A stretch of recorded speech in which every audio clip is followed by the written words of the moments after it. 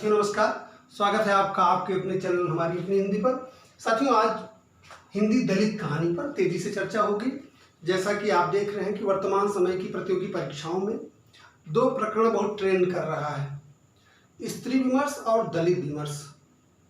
दलित विमर्श में, दलित साहित्य में लगभग आत्मकथा, उपन्यास, कहानी प्रत्येक विधाओं में रचनाएं हो रही हैं और वह तेजी से उसका विकास हो रहा है।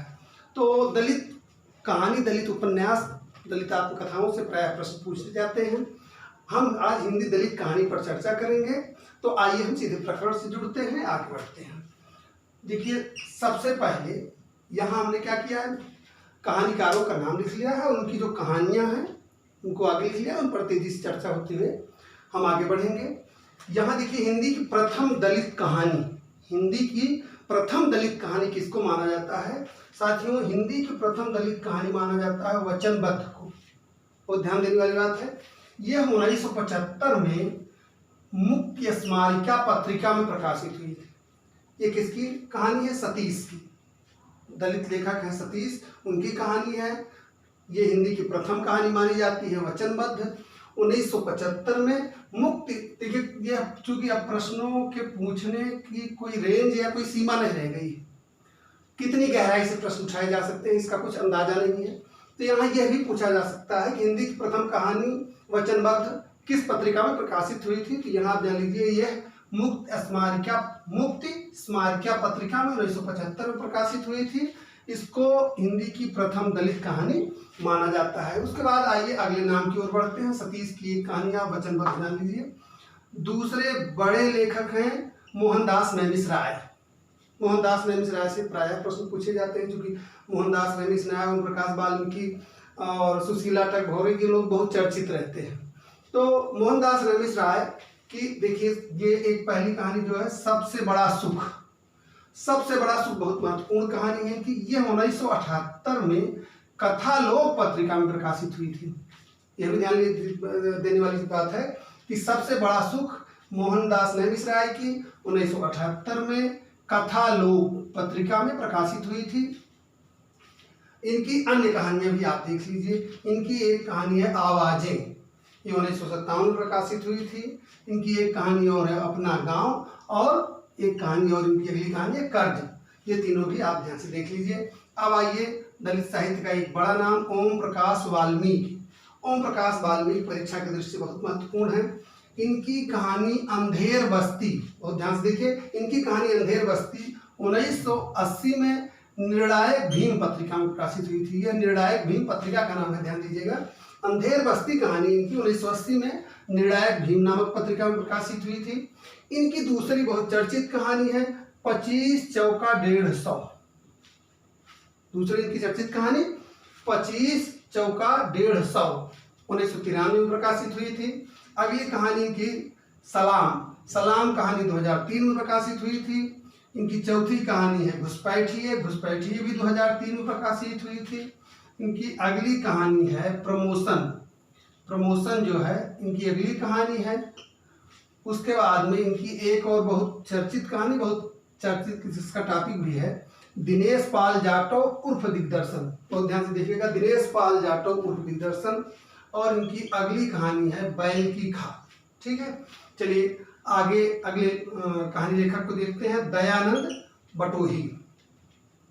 दयानंद बटोही जो है, इनकी दो कहानियां प्रसिद्ध हैं, सुरंग और कफनखोर। दयानंद बटोही की दो कहानियां प्रसिद्ध हैं, सुरंग और कफनखोर। सुरंग 1995 में प्रकाशित हुई थी। अगले लेखक देखिए, ये भी चर्चित रहते हैं, सूरजपाल सिंह चौहान। सूरजपाल सिंह चौहान की ये पहली कहानी जो है हैरी कब आएगा, यह परीक्षा में आ चुकी है, बहुत महत्वपूर्ण है। हैरी कब आएगा 1999 ये प्रकाशित हुई। हैरी कब आएगा 1999 में प्रकाशित हुई, परीक्षा में आ चुका है, बहुत महत्वपूर्ण कहानी है ये, सूरजपाल सिंह चौहान की है ये। दूसरी कहानी इनकी साजिश।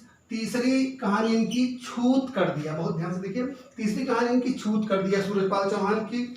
चौथी कहानी इनकी है अहल्या, और पांचवी कहानी टिल्लू का पोता। ठीक है साथियों, अब आइए एक बड़ा नाम सुशीला टगभौरे।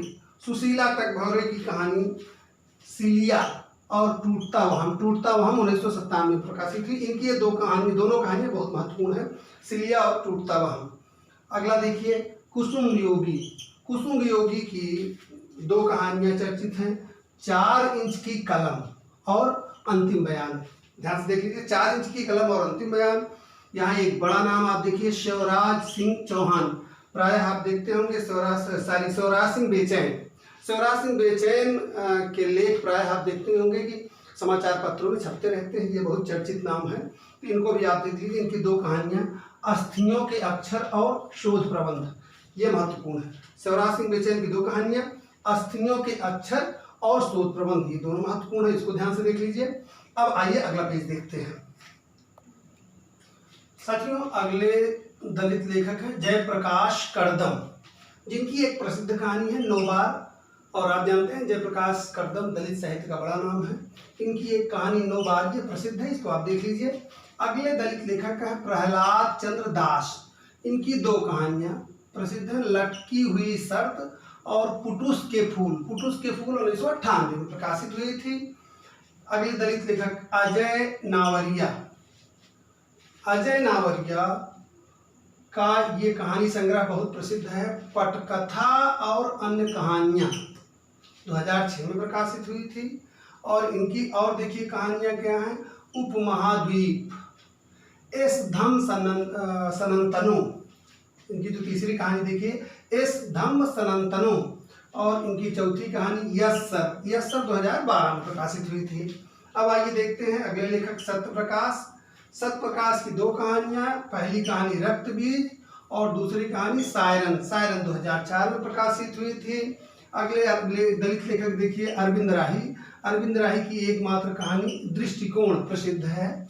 और देखिए अगले लेखक प्रेम कपाड़िया की एकमात्र कहानी हरिजन, ध्यान से देख लीजिए इसको। अगले लेखक देखिए दयानंद तिलखन पारसी, इनकी भी एक प्रसिद्ध कहानी गांव के आंचल में, जो कि 2004 में प्रकाशित हुई थी। उमेश सिंह की एक कहानी पहली रात का अंत, उमेश सिंह की एक प्रसिद्ध कहानी है पहली रात का अंत, इसको देख लीजिए। परदेसी राम वर्मा की कहानी दिन प्रतिदिन।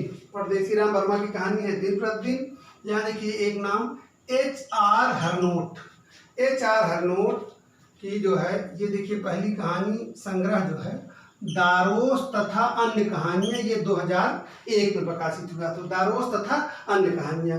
इनकी दूसरी कहानी जीन काठी, ध्यान से देखिए जीन काठी, इनके पहला जो है कहानी संग्रह दारोस तथा अन्य कहानियाँ 2001 में प्रकाशित, और दूसरी कहानी आप देख लीजिए इनकी जीन काठी। अब देखिए अगले लेखक शत्रुघ्न कुमार की एक प्रसिद्ध कहानी हिस्से की रोटी, 2001 में प्रकाशित हुई थी।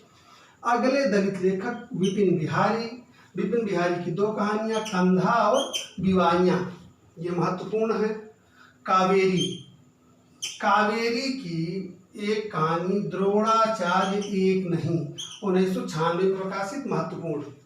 अब देखिए रूपनारायण सोनकर, साथियों यहाँ मैं बताना चाहूँगा रूपनारायण सोनकर की यह कहानी जहरीली जड़ें परीक्षा में आ चुकी है। तो रूपनारायण सोनकर को आप ध्यान से देख लीजिए। जैसा कि मैंने पहले ही कहा कि अब यह महत्वपूर्ण नहीं है कि कौन बड़ा नाम है कौन छोटा नाम है, अब यह है कि कहाँ से वो पेपर बनाते हैं और कहाँ से पूछ लें, जिससे क्या है प्रश्न पत्र का स्तर थोड़ा सा कठिन हो जाए। तो इसलिए आप किसी को यह नहीं कह सकते कि कौन महत्वपूर्ण है कौन नहीं महत्वपूर्ण है। रूपनारायण सोनकर की कहानी जहरीली जड़ें परीक्षा में आ चुकी है, बहुत महत्वपूर्ण है, 2005 में प्रकाशित हुई, इसको ध्यान से देख लीजिए। मनोज सोनकर की एक कहानी जांच, 2005 में प्रकाशित हुई थी। रानी मीनू की कहानी हम कौन हैं, 2012 में प्रकाशित हुई। और अनीता भारती का यह कहानी संग्रह बहुत महत्वपूर्ण है, इसको ध्यान से देख लीजिए। एक थी कोठे वाली तथा अन्य कहानियाँ, अनीता भारती, यह 2012 में प्रकाशित है। ठीक, तो साथियों आज हमने हिंदी दलित कहानी को तेजी से लगभग पूरा देख लिया। प्रायः परीक्षाओं में एकाध प्रश्न इससे बन रहे हैं, क्योंकि एक अंक चयन के लिए बहुत महत्वपूर्ण है।